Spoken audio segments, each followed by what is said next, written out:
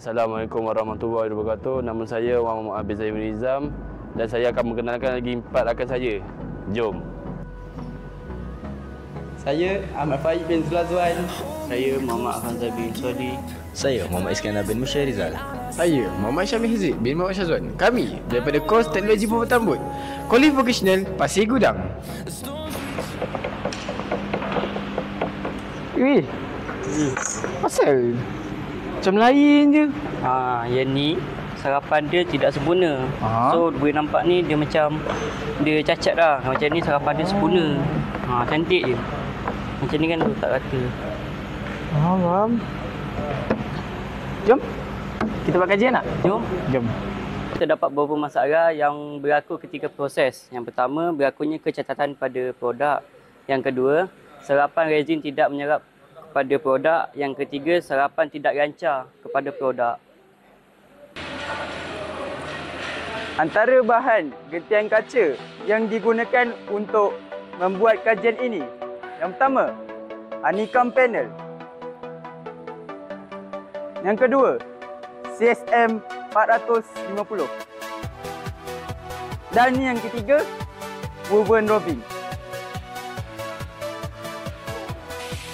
Semua bahan ini akan disusun mengikut susunan seperti yang berikut. Yang pertama, lapisan gel coat. Yang kedua, CSM 450. Yang ketiga, woven roving. Yang keempat, honeycomb panel. Yang kelima, CSM 450. Yang keenam, woven roving. Yang ketujuh, CSM 450. Yang ke-8, lapisan steel ply. Dan yang terakhir, iaitu lapisan ke-9, lapisan flow mesh.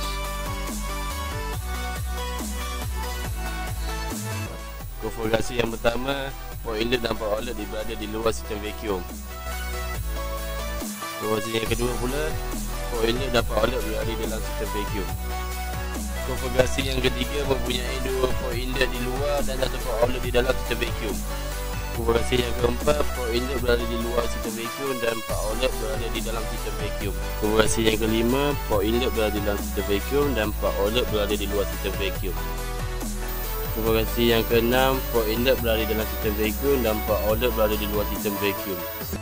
Okey, seterusnya hose akan dipasangkan pada inlet port dan outlet port. Kemudian hose ini akan dipasangkan pada vacuum untuk menyedut segala udara di dalam sistem vacuum. Untuk mengenal pasti kebocoran pada sistem vacuum ini, kita akan menggunakan alat leak detector dengan cara menggerakkan alat ini di sekitar sistem vacuum ini.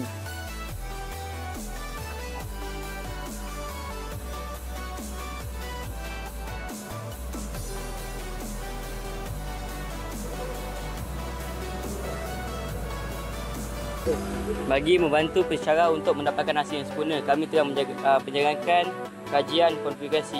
Yang pertama, sarapan yang tidak sempurna. Catatan masa yang diambil 6 minit 17 saat. Yang kedua, sarapan yang sempurna. Catatan masa yang diambil 4 minit 30 saat. Yang ketiga, sarapan yang sempurna. Catatan masa yang diambil 4 minit 43 saat. Seterusnya, ini adalah kajian yang diambil selepas melakukan konfigurasi yang 3, 2 dan 1. Iaitu konfigurasi yang keempat, penyerapan yang sempurna, iaitu mengambil tempoh masa 7 minit 6 saat. Konfigurasi yang kelima, penyerapan yang sempurna, mengambil tempoh masa 3 minit 40 saat. Dan akhir sekali, konfigurasi yang keenam, penyerapan yang sempurna, mengambil tempoh masa 2 minit 58 saat. Seterusnya,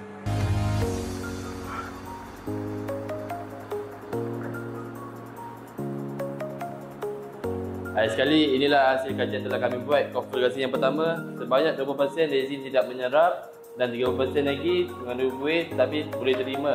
Dan yang kedua, sebanyak 40% mengandung buih tetapi boleh terima. Dan yang ketiga, sebanyak 5% dan 10% mengandung buih tetapi boleh terima. Dan 5% lagi rezin tidak menyerap. Tuan Syamil boleh teruskan? Terima kasih saudara. Bagi konversi yang keempat, sebanyak 30% mengandungi buih namun diterima.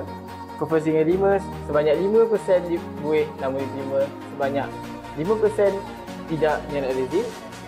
Konversi yang keempat, sebanyak 5% mengandungi buih dan 3% tidak menyerap rezin. Tuan Syamil, Ya. boleh Ya, saya saya. tanya? Manakah yang boleh dipakai untuk menanam rezin? Yang boleh dipakai antara ke-6 ini adalah konversi yang ke-5 dan ke-6 kerana buihnya minimum dan sedikit. Okey Mas, apakah harapan yang boleh diterapkan hasil kajian kita ini? Harapan saya ialah dapat membantu semua pencara atau pelajar menggunakan resin evolution ini yang lebih kemas dan lebih cepat. Itu saja daripada kami. Wabillahi taufiq wa hidayah. Assalamualaikum warahmatullahi wabarakatuh. Dan terima kasih. Bye.